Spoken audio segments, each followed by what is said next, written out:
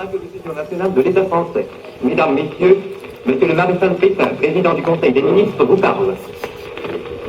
Français, à l'appel de Monsieur le Président de la République, j'assume à partir d'aujourd'hui la direction du gouvernement de la France.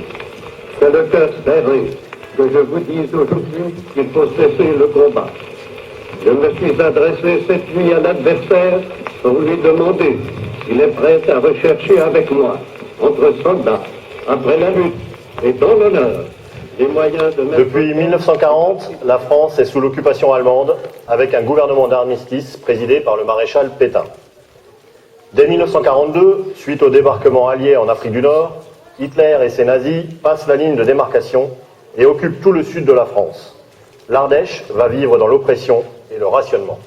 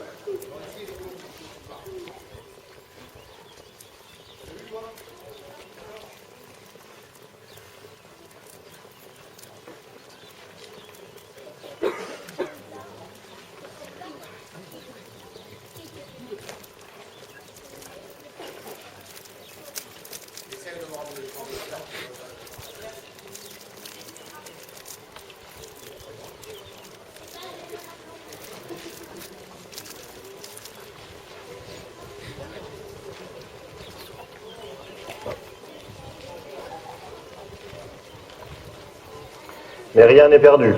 Les gens s'entraident par le biais d'échanges de nourriture, de soutien moral entre les familles pour un père parti au STO en Allemagne, prisonniers de guerre, ou plus dramatique encore, déportés dans les camps d'extermination ou de concentration.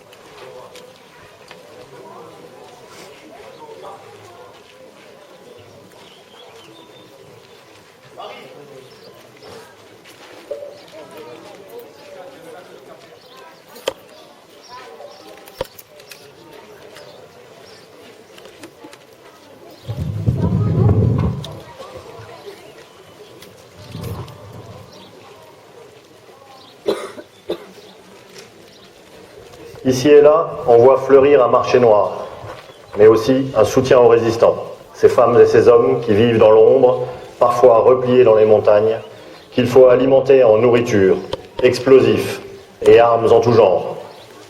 Les Ardéchois s'activent, s'organisent par petits groupes, parfois même sous le nez et à la barbe de l'occupant.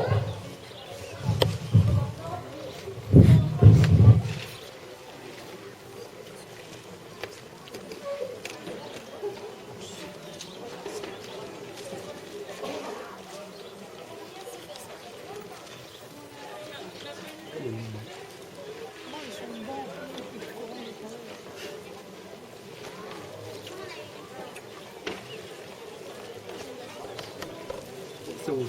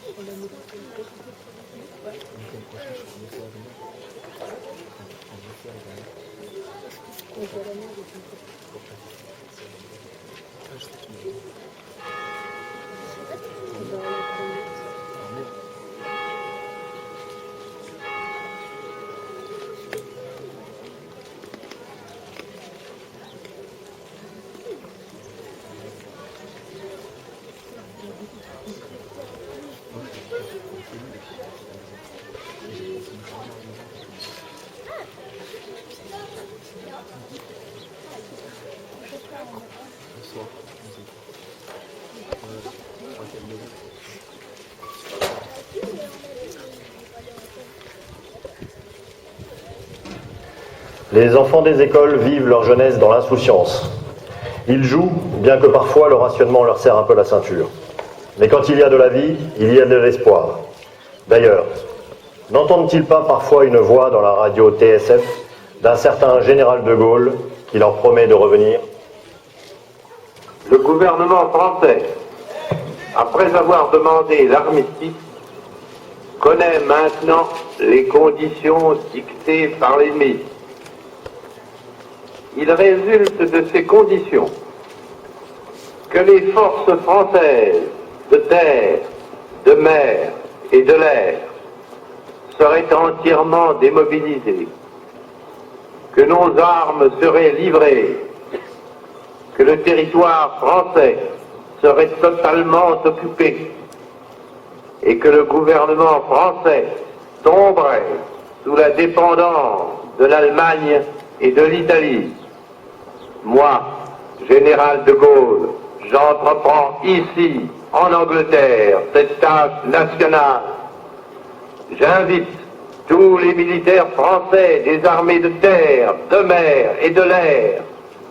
J'invite les ingénieurs et les ouvriers français spécialistes de l'armement qui se trouvent en territoire britannique ou qui pourraient y parvenir à se réunir à moi. J'invite les chefs, les soldats, les marins, les aviateurs des forces françaises de terre, de mer, de l'air, où qu'ils se trouvent actuellement, à se mettre en rapport avec moi.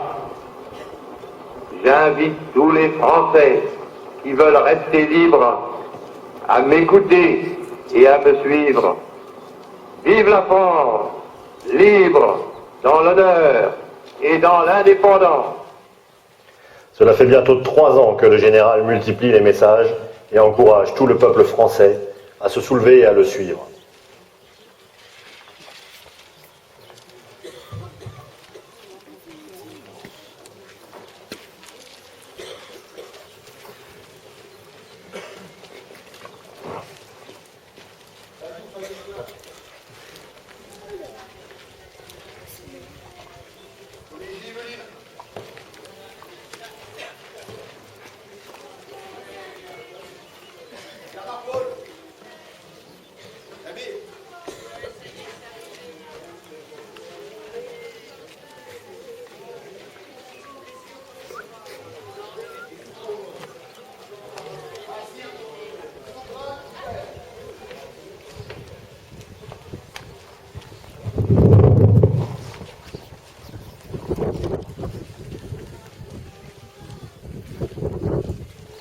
« 1943. L'hiver a été rude. Les Allemands perdent du terrain un peu partout et quittent la Russie dans une débâcle indescriptible. N'allons-nous pas vers de plus beaux jours ? La résistance s'active encore de plus belle, surtout dans le Sheila. Les Alliés fournissent de l'armement, des batailles sanglantes éclatent ici et là. La France dit non. La France commence à se soulever avec le concours des Alliés.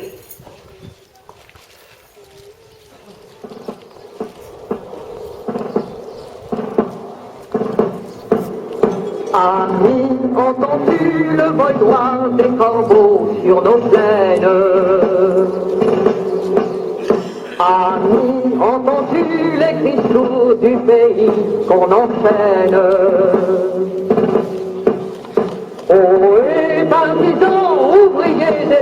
président fait l'alarme. Ce soir, l'ennemi connaîtra le bruit du sang et les larmes. Montez de la mine, descendez des collines, camarades.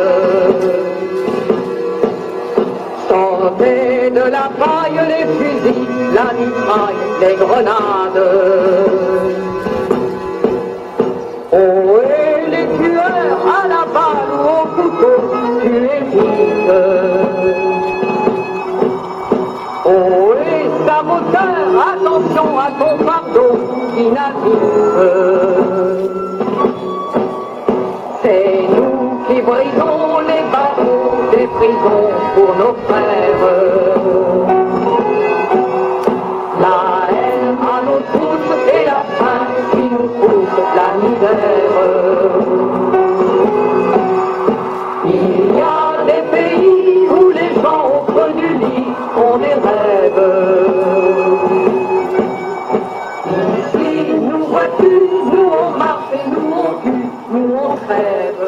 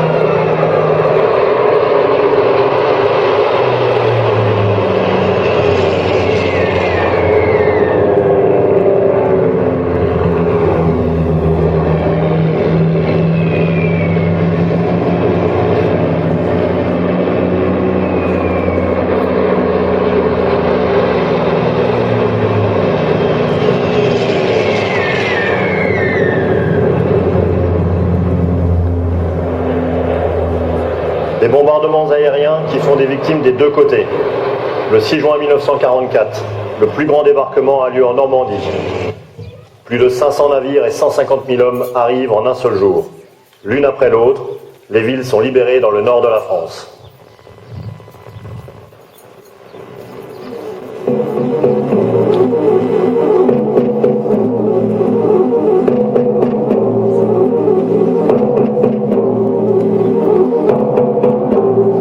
Ici, Lons. Les Français parlent aux Français. Veuillez écouter tout d'abord quelques messages personnels. Les sanglots longs des violons de l'automne. Je répète, les sanglots longs des violons de l'automne blessent mon cœur d'une langueur monotone. Je répète, blessent mon cœur d'une langueur monotone.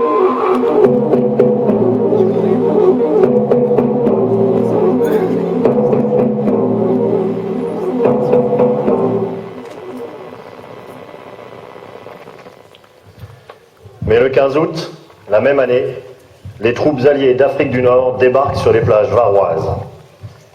Le glas de la faim a sonné pour les occupants.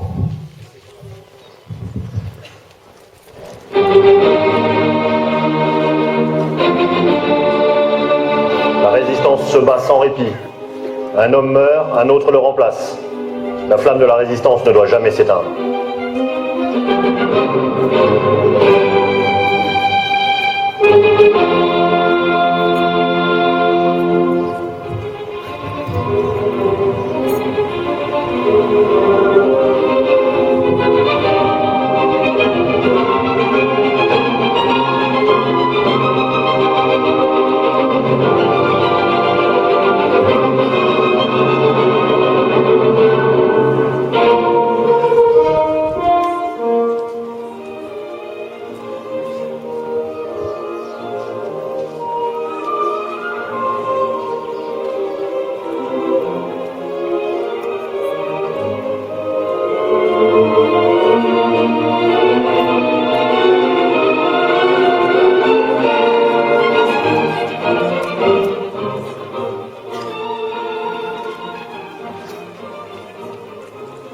fin du mois d'août 1944, les Alliés, Américains, Français, tirailleurs algériens et marocains, remontent la vallée du Rhône et arrivent en Ardèche, enfin.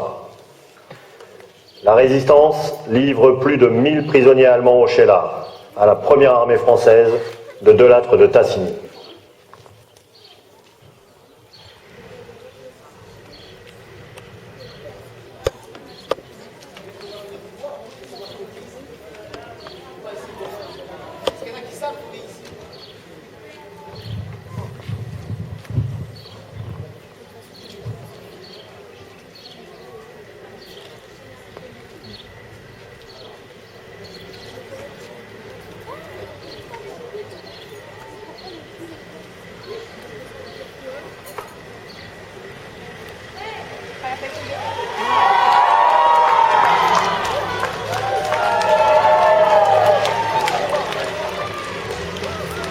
C'est la liesse populaire, tout le monde revit. Les enfants mangent du chocolat, on fume du tabac blond pour la première fois. La France retrouve un gouvernement élu au suffrage universel. Le général de Gaulle est ce grand héros national tant attendu.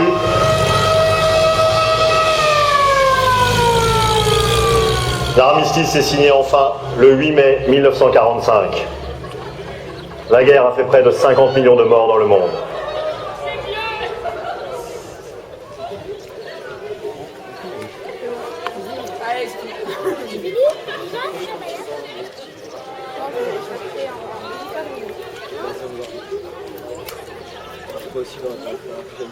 Pardon.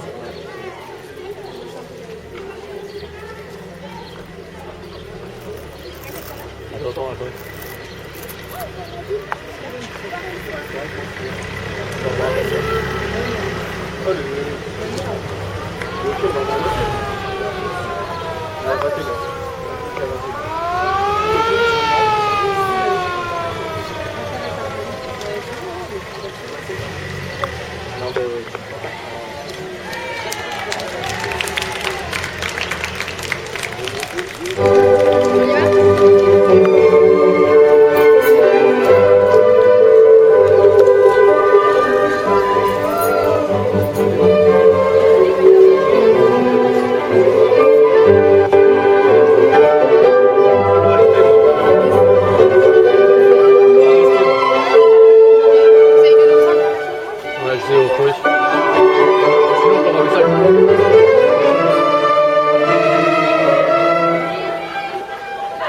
Voilà, merci à tous d'être venus, nombreux, d'avoir assisté à notre petite reconstitution.